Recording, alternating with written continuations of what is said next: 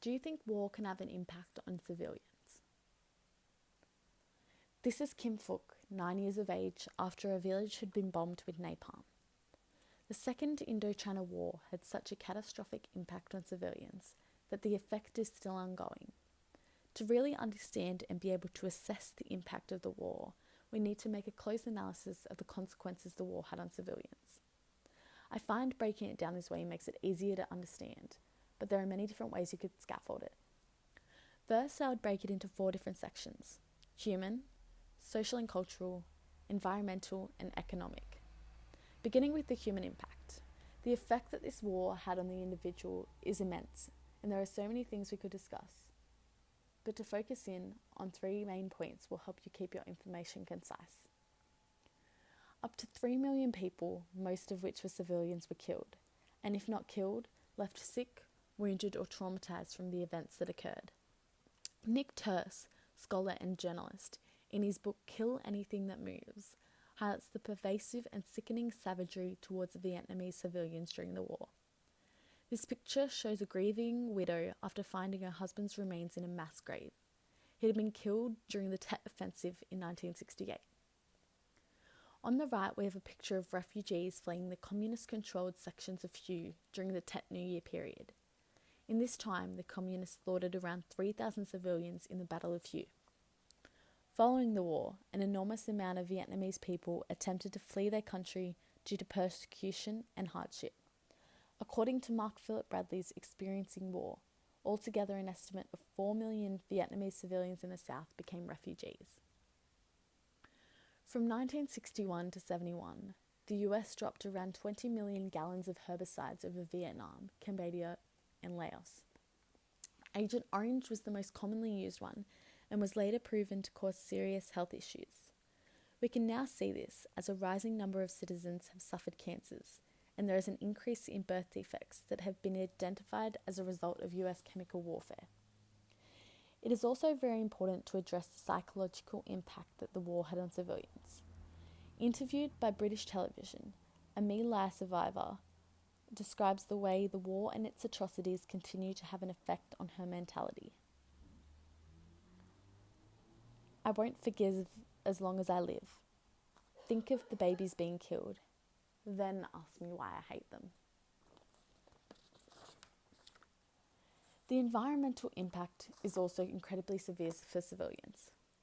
Agricultural land and villages were poisoned with defoliant or drenched with napalm and set alight. Entire villages were incinerated due to napalm canisters, and citizens were forced to migrate.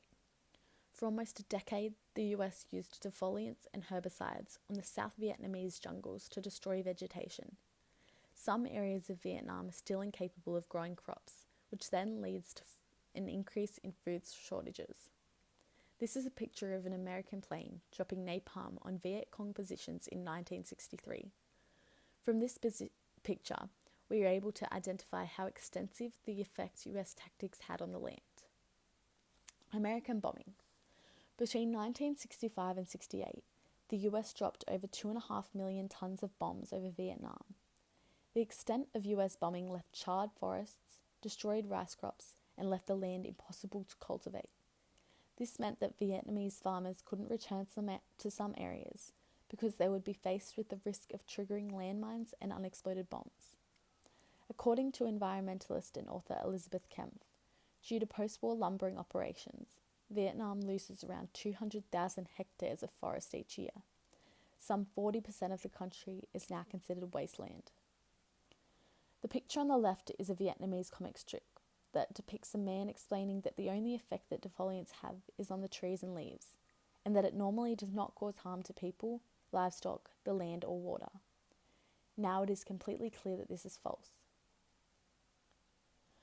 Following the war, the US enacted the Trading with Enemy Act. This meant that US trade or investment would no longer be provided to Vietnam. The US also used its position in the UN to make sure that no World Bank's loans were given to Vietnam. This act was not lifted until 1994.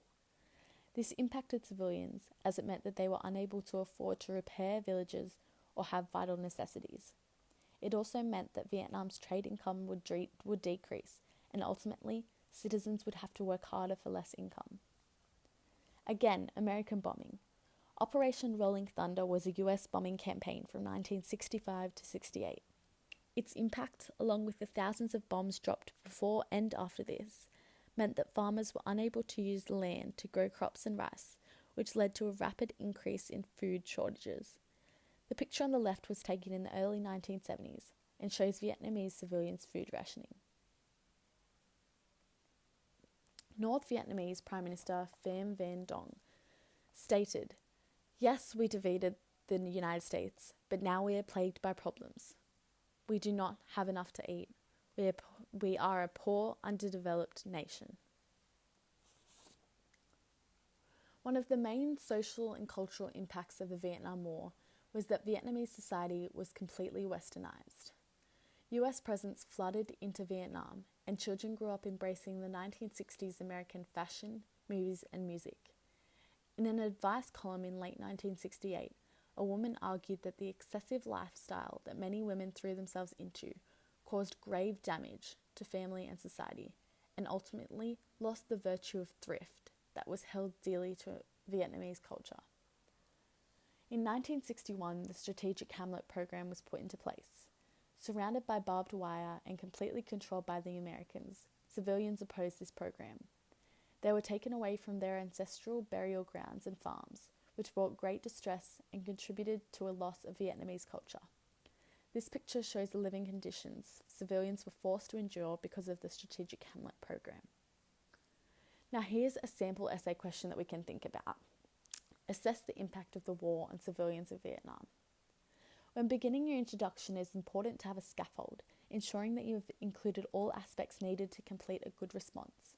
I've written a sample response that together we can analyse. To start, have you stated your thesis? It's essential to remember that you need to have a sustained thesis that you can refer back to at any time throughout your response. Now, have you shown awareness of the verb that is the beginning of the question? Assess. Make a judgment based on criteria. Do you think the war had an impact on civilians?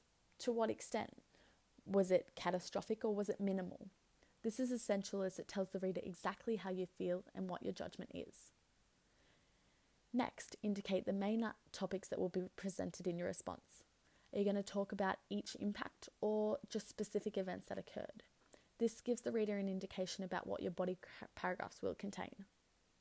And lastly, link back to the thesis. This is essentially to reinstate your judgment about the question and to reaffirm your opinion.